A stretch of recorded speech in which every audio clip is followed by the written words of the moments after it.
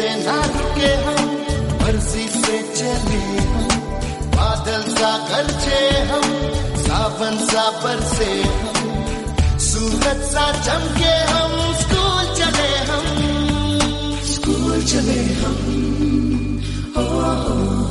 से ना रुके हम, मर्जी से चले हम, बादल सा गरजे हम। अपवर्तन की आज की इस वीडियो के अंदर हम अपवर्तन की एक घटना रह गई थी, जो मैंने आपको लास्ट में बताया था कि जल से भरे कोई पात्र के अंदर कोई सिक्का रख देते हैं तो सिक्के का ऊपर की ओर उठा हुआ दिखाई देना, या कोई पेंसिल रख देते हैं तो पेंसिल की नोक होती है वो ऊपर की ओर उठी दिखाई देनी, या फिर आपके पास में जल का जो तल है या जल से भरे हुए कागज कोई भी कांच का पत्थर है उस कांच के पत्थर का तल ऊपर उठा हुआ दिखाई देना। इन सब की वीडियो के बारे में पढ़ेंगे आज। तो आपके पास में आज की हेडिंग आपके पास में जल से भरे हुए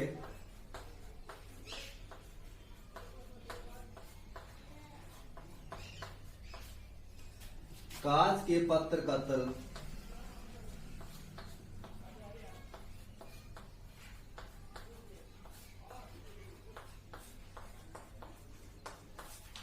ऊपर उठा हुआ दिखाई देना।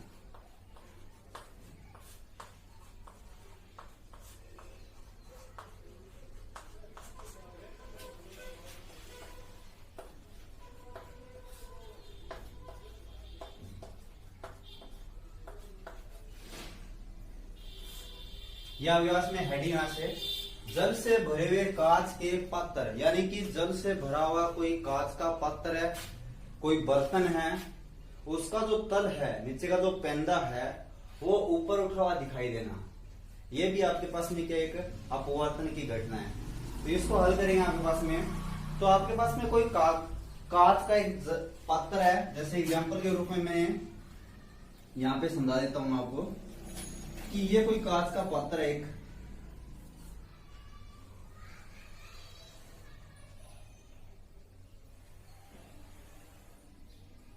ये उसका तल है, ये जल से भरा हुआ है।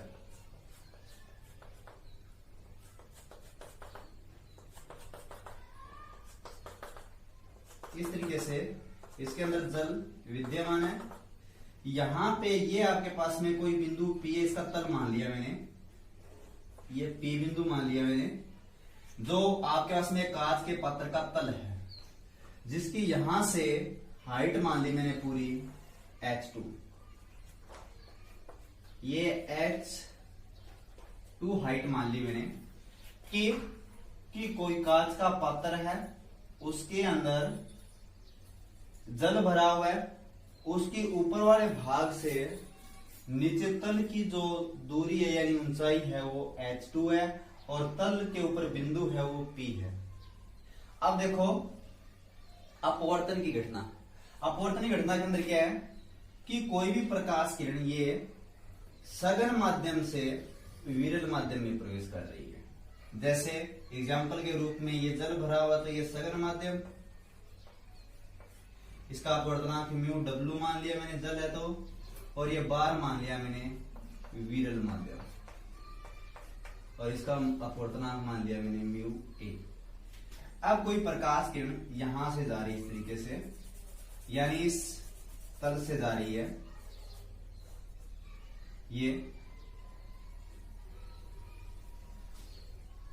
ये प्रकाश किरण जा रही है। अब प्रकाश किरण सघन से विरल माध्यम में जा रही है तो यहां पे क्या बन गया, अभिलंब बन गया एक, ये अभिलंब बन गया। अब प्रकाश किरण सघन से विरल माध्यम में जाएगी तो ये इसका पृथक्कारी तल है, ये पॉइंट है, ये क्या आपके पास में पृथक्कारी तल, क्योंकि इससे ऊपर तो क्या हो गया विरल माध्यम, इससे नीचे क्या हो गया सघन माध्यम, और ये आपके पास में अभिलंब। तो अब प्रकाश किरण क्या होगी, विरल माध्यम से सघन माध्यम से विरल माध्यम में जल से हवा में जा रही है।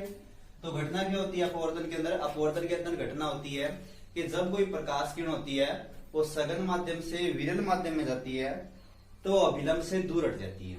तो अब इसकी डायरेक्शन तो ये है, लेकिन ये अभिलंब से क्या हो गई दूर हट गई, इस तरीके से ये अभिलंब से दूर हट गई। अब ये कोण क्या है? आपतन कोण आई, ये अपवर्तन कोण आर, ये हो गया। अब देखो इस तरीके से ये हाइट है इसकी,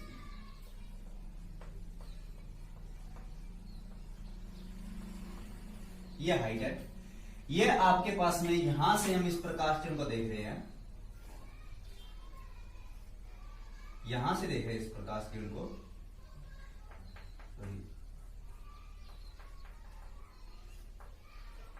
यहां से इस प्रकाश किरण को देख रहे हैं। तो जब ये प्रकाश किरण हमारे आंख के रेटिना पे गिरेगी तो इसके सीध में ये यहां पे, इसके सीध में ये यहां पे क्यू बिंदु मान लिया मैंने।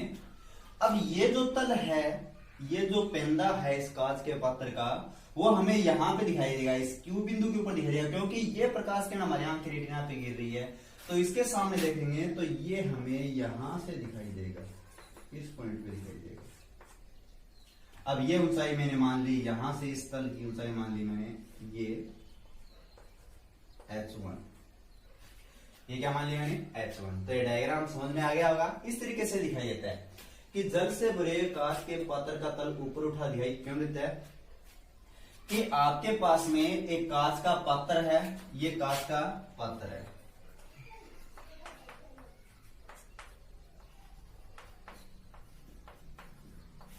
ये पेंदा है इसका। अब कांच का पात्र, कांच के पात्र के अंदर जल भरा हुआ है, जिसका तल P बिंदु के ऊपर है, इसकी ऊंचाई H2 है। अब P से कोई प्रकाश किरण सघन माध्यम से विरल माध्यम में जा रही है, तो प्रकाश किरण है वो अभिलंब से दूर हट जाएगी। अभिलंब से जैसे दूर हटेगी तो आपके पास में इस अपवर्तित प्रकाश किरण की डायरेक्शन में देखने पर ये जो किरण हमारे पास में क्यू बिंदु पे दिखाई देगी। तो इस प्रकार कांच का जो पात्र है उसका पेंदा P है या बिंदु P है, वो इस क्यू बिंदु पे दिखाई देगा।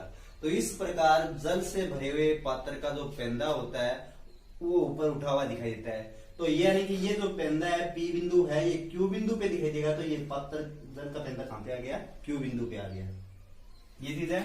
अब इसको हल करते हैं। तो आपके पास में देखो ये आई कोण है, तो ये देखो एक अंतर कोण बन रहा है, तो ये एंगल भी क्या हो गया? आई। ये एंगल क्या हो गया? आई हो गया। ये P बिंदु है, ये कोण क्या हो गया? आई हो गया। अब देखो ये सीधी आ रही है एक रेखा, और इस रेखा को ये दो रेखाएं काट रही है, पक्ष दिखा रही है। तो ये कोण R, तो ये कोण भी क्या हो गया आपके पास में? R। संगत कोण बोलते हैं, क्या बोलते हैं? संगत कोण। समझ में आ गया? तो इस तरीके से हल करेंगे। तो आपके पास में देखो मैंने सबसे पहले लिया, ये मैंने बिंदु O मान लिया, यहां पे मैंने लिया त्रिभुज OP, ये मैंने मान लिया यहां पे R बिंदु, और ये S मान लिया, ये मान लिया मैंने N, और ये मान लिया मैंने N डैश, इसको मैंने नाम दे दिए। तो आपके पास में देखो OPR डायग्राम से क्या आपके पास में त्रिभुज OPR में दिखाई दे रहा है, त्रिभुज OPR, ये त्रिभुज आपको पूरा त्रिभुज दिखाई दे रहा है, त्रिभुज OPR। त्रिभुज OPR के अंदर क्या आपके पास में कोण OPR बराबर है कोण PRN के, ब्रैकेट में लिखना एकांतर कोण, यह आ गया। कोण OPR बराबर PRN, एकांतर कोण हो गया। दूसरा त्रिभुज OQR में, OQR त्रिभुज OQR के अंदर OQR बराबर NSRS, याद आएगा, संगत कोण। तो आपके पास में कोण OQR बराबर कोण N dash R S bracket में संगत को, ये हो गया। अब इसके अंदर देखो आपके पास में ये दोनों कोण बराबर है, तो अब देखो त्रिभुज मैंने ये एंगल लिया साइन आई वाला। साइन आई का मतलब कैसे कि आपके पास में एक त्रिभुज है ओ पी आर और दूसरा है ओ क्यू आर। सबसे पहले मैं त्रिभुज लेता हूं ओ पी आर। त्रिभुज ओ पी आर में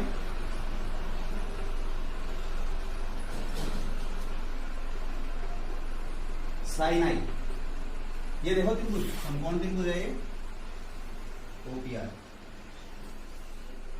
दिखाई दे रहा है आपको। ये त्रिभुज ओपीआर के अंदर साइन बराबर होता है लंब बटे कर्ण। अब लंब क्या है इसका, ये 90 डिग्री है कोण। लंब क्या हो गया इसमें ओ आर बटे में कर्ण क्या है पी आर। ओ आर बटे में पी आर, ये आ गया। अब त्रिभुज ओ क्यू आर के अंदर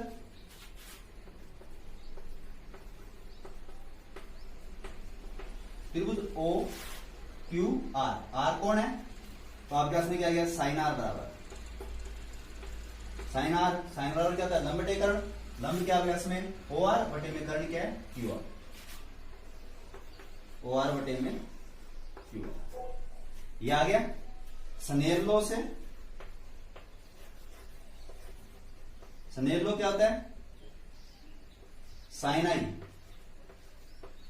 बटे में साइन आर बराबर, अब साइन आई बटे साइन आर बराबर क्या आ जाएगा, प्रकाश किरण क्या हो रही है सघन माध्यम से विरल माध्यम में जा रही है, तो अब की बार क्या आ जाएगा पहले माध्यम के सापेक्ष दूसरे माध्यम का अपना क्या आ जाएगा म्यू ए बटे में म्यू डब्ल्यू, जिसे बोलेंगे डब्ल्यू म्यू ए। ये अब साइन आई बटे साइन आर का मान रख दो।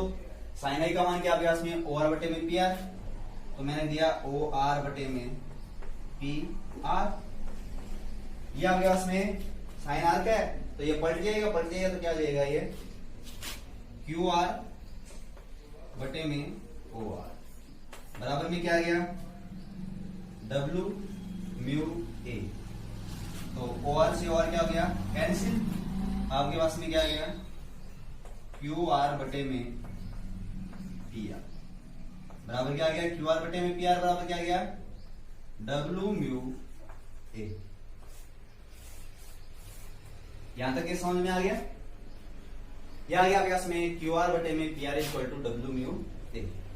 अब यदि देखो आपके पास में मैं ये आर बिंदु ओ के अति निकट मानता हूं, मैं ये आर बिंदु क्या मानता हूं यहाँ पे, ये आर बिंदु यहाँ पे है, ये मैं ओ के पास मान लेता हूं निकट मान लेता हूं। तो देखो ये दो पी आर भुजा है, पी आर भुजा दिखाई दे रही है, पी आर भुजा किसके बराबर हो जाएगी ओपी के बराबर हो जाएगी। और ये आर बिंदु ओ के निकट मानता हूं तो ये क्यू आर भुजा, इसको मैं इधर घुमाऊंगा तो ये किसके बराबर हो जाएगी ओ क्यू के बराबर हो जाएगी।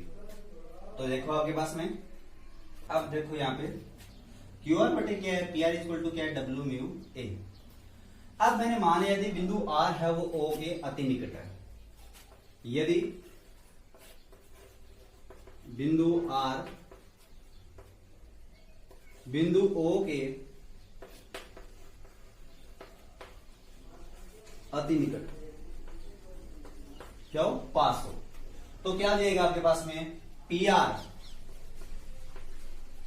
लगभग बराबर हो जाएगा, पी आर किसके बराबर हो जाएगा लगभग ओपी के, तथा क्यू आर लगभग बराबर हो जाएगा आपके पास में ओ क्यू। ये जाएगी तो यहां पे रख देंगे इसके अंदर क्यू आर का मान, क्यू आर किसके बराबर है क्यू आर ओ क्यू के बराबर, तो यहां पे इस समीकरण के अंदर रखेंगे ओ क्यू बटे में पी आर किसके बराबर है ओपी के, ओ पी बराबर क्या आ गया डब्ल्यू म्यू ए। ये आ गया ओ क्यू क्यू जाएगा H1 और ओपी क्यू जाएगा H2, तो क्या जाएगा H1 बटे में H2 equal to W mu A. ये फॉर्मूला हो जाएगा इसका, ये हो जाएगा। आपके पास में देखो क्या होता है आपके पास में एक फॉर्मूला और होता है, साइड में बताता हूं आपको। W mu A dot A mu W equal to 1 होता है।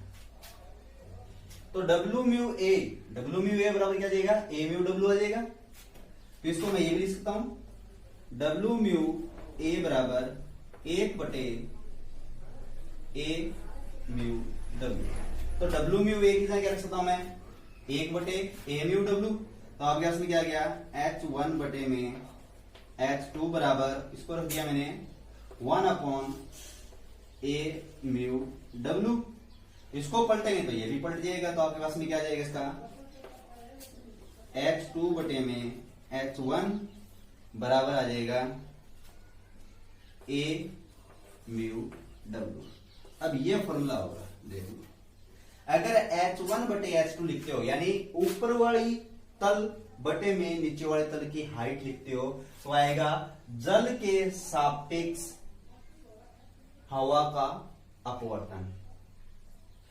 अगर आज लिखते हो आप लोग तल की हाइट बटे में अनुपात तल के ऊपर उठे हुए की हाइट, तो आएगा आपके पास में हवा के सापेक्ष जल का अपवर्तनांक। ये दोनों फॉर्मूले हैं इसके। तो हमें जो जरूरत पड़ती है हम वही क्या कर लेते हैं, काम में लेते हैं। ये पूरा टॉपिक है। तो ये आपके पास में है, जल से भरे हुए कांच के पात्र का तल ऊपर उठा हुआ दिखाई देना, यानी ये पेंदा है वो ऊपर उठा हुआ दिखाई देना। ये अपवर्तन पर आधारित घटनाएं हैं। ठीक है, समझ में आ गया हुआ ये। अब हम नई हेडिंग पढ़ेंगे, पूर्ण आंतरिक परावर्तन। हमारे यहां पे अपवर्तन और परावर्तन दोनों का टॉपिक है वो क्लियर हो गया, यानी रिफ्लेक्शन और रिफ्रैक्शन के बारे में हमने पढ़ लिया। अब हम पढ़ते हैं पूर्ण आंतरिक परावर्तन। पूर्ण आंतरिक परावर्तन क्या होता है कि आपके पास में आपतन कोण का मान इतना अधिक बढ़ाया जाए, आपतन कोण का मान बढ़ा दिया जाए, तो आपतन कोण का मान इसके अंदर होता है क्रिटिकल एंगल, क्रांति कोण बोलते हैं इसे। तो आपतन कोण का मान क्रांति कोण से अधिक कर दिया जाता है, तो जो अपवर्तित प्रकाश किरण होती है, जो एक माध्यम से दूसरे माध्यम में जाकर अपवर्तित होती है, वो अपवर्तित प्रकाश किरण होती है, वो पहले वाले माध्यम में ही आ जाती है। तो ये जो घटना होती है वो क्या होती है, पूर्णांतरिक परावर्तन होती है। पूर्णांतरिक परावर्तन के अनुसार बताऊं मैं आपको, तो पूर्णांतरिक परावर्तन क्या होती है कि इसके अंदर आपके पास में दो माध्यम होते हैं, यानी अपवर्तन घटना को दर्शाते हैं। जैसे ये अभिलंब, ये आपके पास में नीचे की ओर हो गया सघन माध्यम, ये है सघन माध्यम।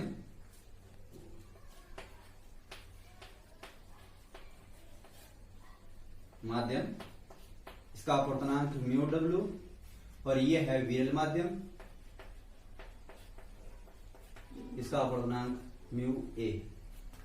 ये आपके पास में अभिलंब। सबसे पहले तो पूर्णांतरिक परावर्तन। पूर्णांतरिक परावर्तन की जो घटना होती है वो कब होगी, जब प्रकाश किरण सघन माध्यम से विरल माध्यम में प्रवेश करती है, तभी क्या होगी, पूर्णांतरिक परावर्तन की घटना संपन्न होती है। तो आपके पास में ये सघन माध्यम और ये क्या है, विरल माध्यम, ये अभिलंब हो गया, और ये क्या आपके पास में पृथककारी पृष्ठ, यानी इसको बोलते हैं पृथक पृष्ठ। अब हुआ क्या कि एक प्रकाश किरण ये आ रही है सघन माध्यम से, किसमें आ रही है, विरल माध्यम में, तो अभिलंब पे टकराएगी है। तो जहां पे अभिलंब से टकराएगी इस तरीके से, तो अब अभिलंब से टकराएगी तो सघन से विरल में जा रही है, तो क्या हो जाएगी, अभिलंब से दूर हो जाएगी, तो इसकी डायरेक्शन ये हो जाएगी। अब ये कोण क्या हो गया, आपतन कोण आई, और ये क्या हो गया, अभिलंब के साथ में अपवर्तन कोण आर हो गया।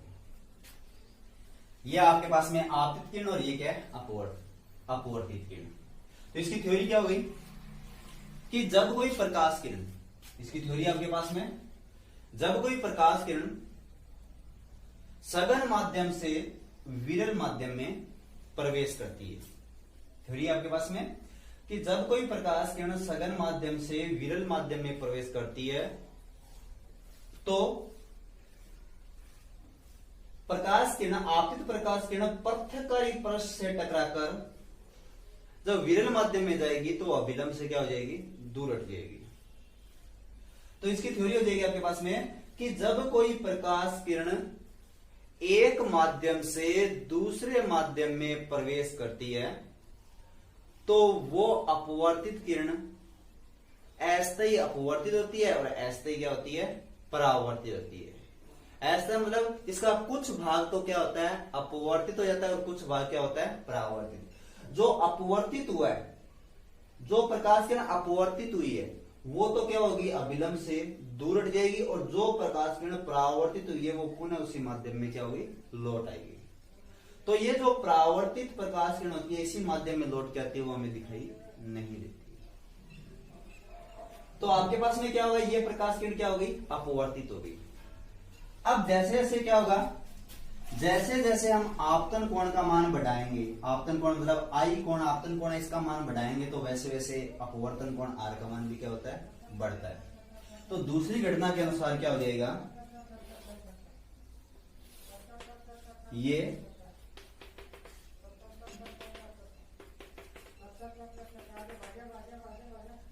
आपतन कोण का मैंने मान बढ़ा दिया, ये अभिलंब।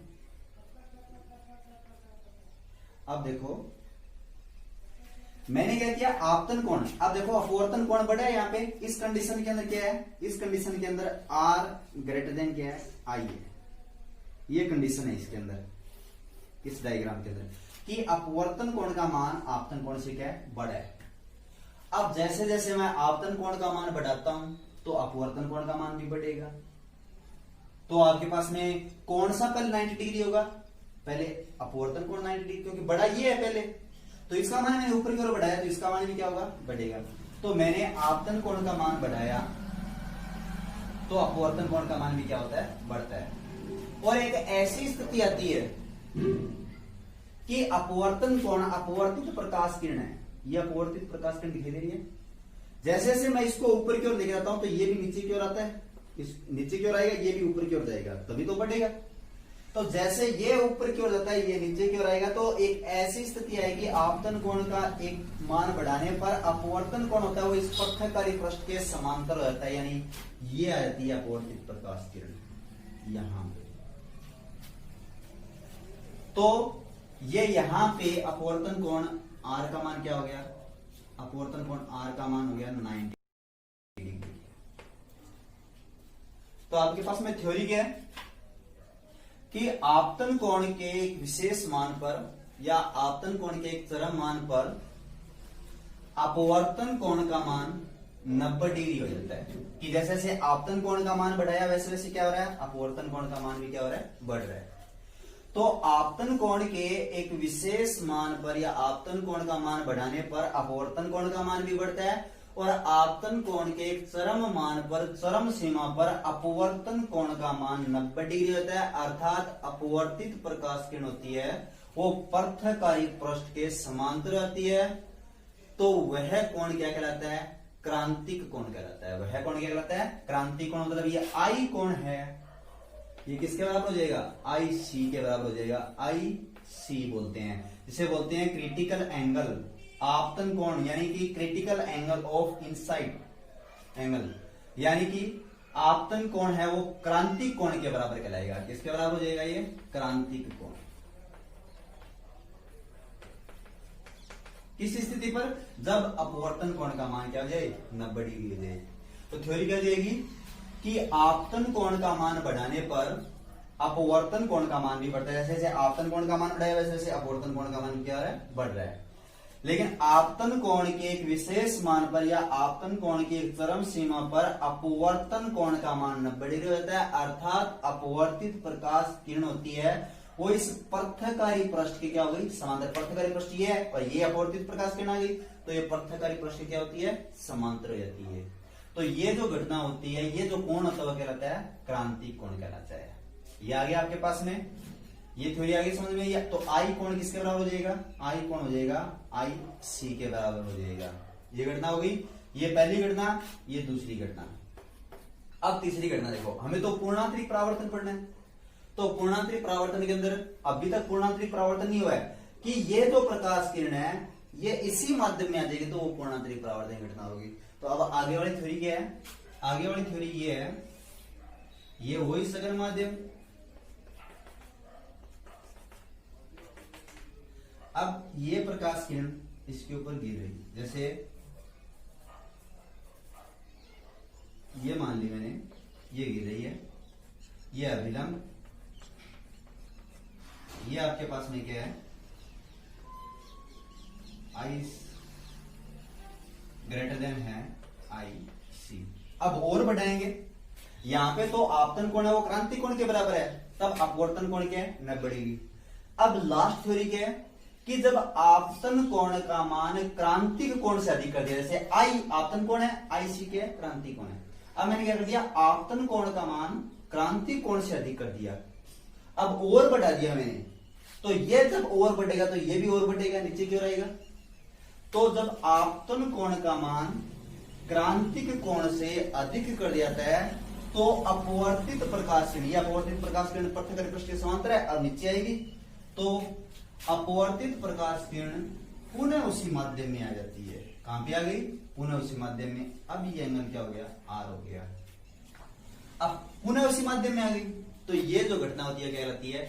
पूर्ण आंतरिक परावर्तन कहलाती है। यानी कि वापिस प्रकाश किरण परावर्तित होकर इसी माध्यम में आ गई तो ये घटना क्या होती है? पूर्ण आंतरिक परावर्तन कहलाती है।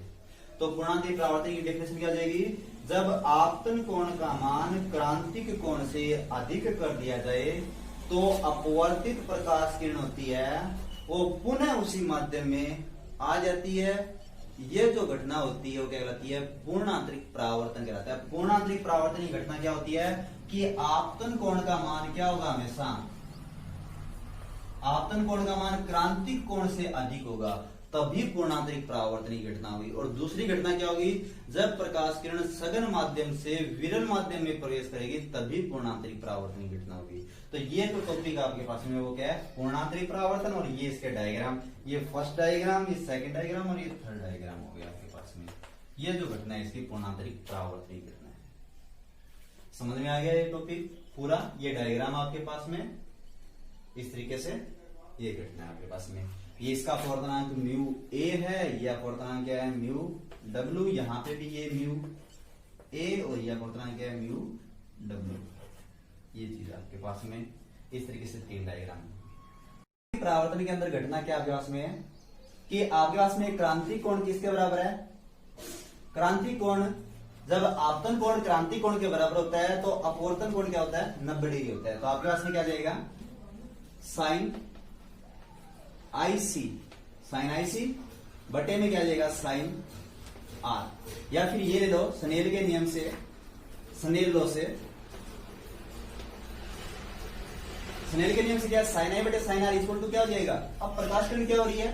सघन माध्यम से विरल माध्यम में जा रही है, तो पहले माध्यम के सापेक्ष दूसरे माध्यम का अपवर्तनांक क्या है? म्यू ए बटे में म्यू डब्ल्यू। क्योंकि दूसरा माध्यम क्या है? हवा, विरल माध्यम, और पहला माध्यम क्या है? जल है। ये तो लिखते हैं हम लोग म्यू टू बटे म्यू ए, म्यू वन। तो दूसरा माध्यम क्या है? हवा है, और पहला माध्यम क्या है? जल है। साइन आई, क्रांति कोण की घटना के अंदर आई किसके बराबर आपके पास में?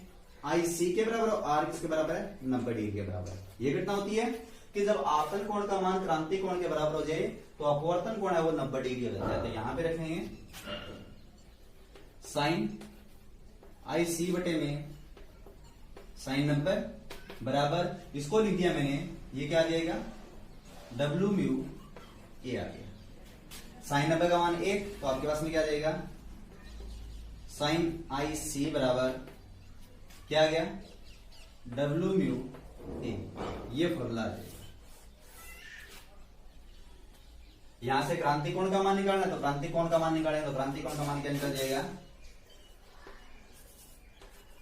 आई सी इक्वल टू साइन इनवर्स, यह आ जाएगा डब्ल्यू म्यू ए, या फिर आ जाएगा क्रांति कोण का मान निकालेंगे तो आई सी इक्वल टू साइन इनवर्स क्या आ जाएगा?